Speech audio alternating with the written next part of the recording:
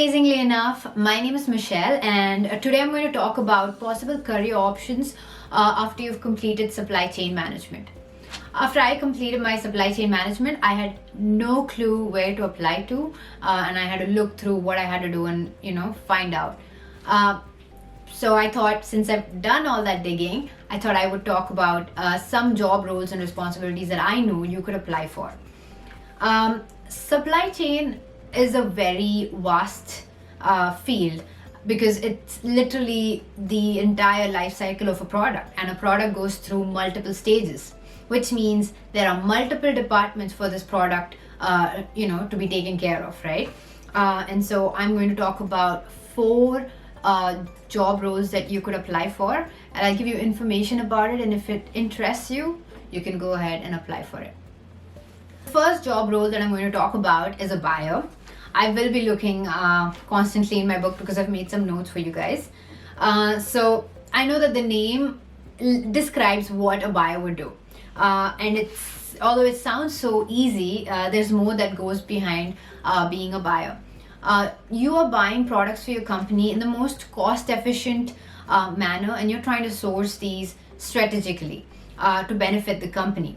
Your main goal as a buyer would be to make sure that the product is bought in a cost-efficient manner, in a timely manner, and ensuring that your company faces no shortages. Every product that you buy has a lead time. So for example, when you buy from Amazon, there is a next day delivery if they have enough inventory or stock, and then they would take for a week and so on. So same thing happens with a company. So the buyer has to make sure they know about these lead times and plan accordingly. The buyer basically decides the minimum on-hand quantity, the maximum on-hand quantity. The buyer doesn't want that the quantity is less than that minimum quantity because there could be shortages, but the buyer also won't overdo it and buy a lot, because having a large inventory is not the best thing for your company. And the other main skill that a buyer should have is communication. I would say this because a buyer is constantly dealing with vendors and suppliers and is constantly building that relationship to keep a good flow. You want to build that relationship between 2 companies so that you get what you need. The job that I'm going to talk about is the production planner.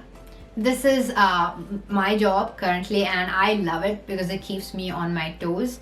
I would say entire supply chain field will keep you on your toes. It's pretty busy and there's a lot to do. So the main goal for a production planner is to plan and prioritize the production work. As soon as the sales department brings an order for the company, the production planner's job is to schedule the production of that order. So there is multiple orders. As a production planner, you would prioritize what's more important and what's least important, what's going to be built first and what's going to be built last. You also need to communicate with different departments like the sales department, make sure you're building what they need or what the order is. You're communicating with the production manager who manages that manufacturing team, so that the production manager knows what needs to be built. And as a production planner, you're also planning the stock.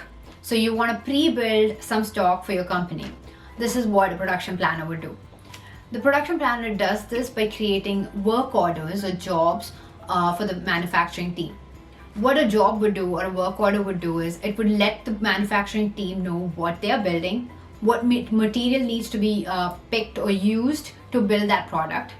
Then you would show this transaction in the system. You would show this transaction of all this material going out of inventory, used up to build the product. And then once the product is completely built, the finished goods is brought into inventory, and that transaction as well is shown in the system. This is what a production planner would do. I would say your key skills would be having knowledge in Excel, because you would constantly be making reports.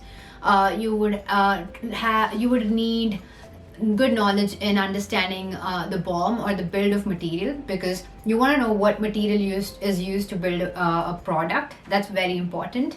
And I think some basic computer skills to be able to learn an ERP system. That would be your key skill. It would be an asset to have knowledge in understanding of the BOM and an ERP system. Okay. The third job role that I'm going to be talking about is an inventory analyst. This is a professional who is responsible for managing inventory items that are used in the daily operations of your company. An inventory analyst is very important for your company because if your company has a bad inventory, the company is not going to be doing well. So it's very important to manage your inventory, and so it's really good to have an inventory analyst. They basically would analyze your inventory, make sure they would analyze the financial aspects of it. They would see what is slow moving, fast moving. The inventory analyst would communicate all of this to other departments like the buyer, the production planner, the materials team, to let them know what is in or what is required and what is not required. They also help the buyer in knowing the minimum and maximum on-hand quantity, and it's really nice. I would say it is difficult, but it's an amazing job too for those who really like investigating, like to understand the root causes of an issue. This is a job for you because you really need to know how to dig in. You need a good understanding of the BOM here, the bill of material here, I think that's the main thing an inventory analyst does. Cycle counting would be a very important task of an inventory analyst. Cycle counting is basically you would decide the most important to the least important items in the company. You would categorize these items and you would count a set of items per day, or however the inventory analyst would plan it. Say they would count 5 very expensive items, 3 not so very expensive items, and 2 least expensive items. This would keep the company up to date with how the inventory is doing and what's needed and what's not needed. These could bring flags about what's short. These could flag what's not at all being not used at all, and so you can scrap it out, or just say that this is no more needed. This is what an inventory analyst would do.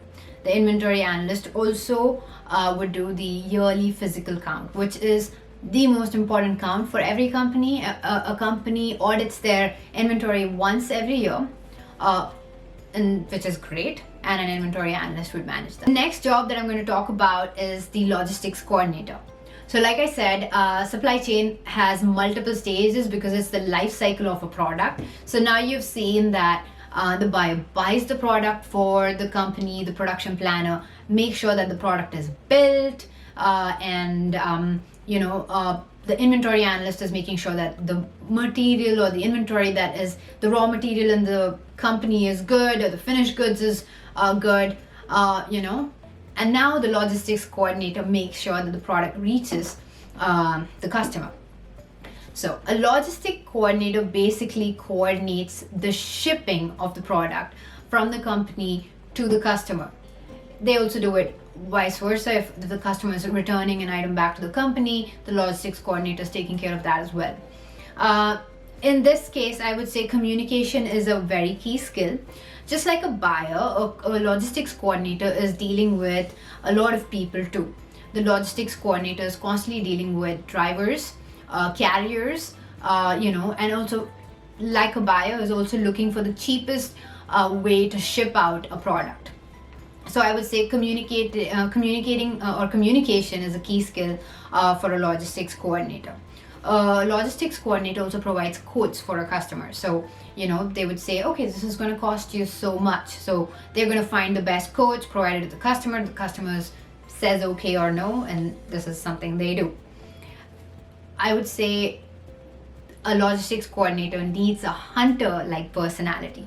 An inventory analyst needs a detective-like personality, but a logistics coordinator has to be like a hunter. This person is trying to find the best deal to ship out products, and shipping is not easy, especially after COVID. So this job is challenging too, and like I said, you need that kind of a personality to hunt and find the best way to ship out your item. A logistics coordinator is dealing with a lot of customs papers and a lot of the bill of lading, pack slips, tax IDs.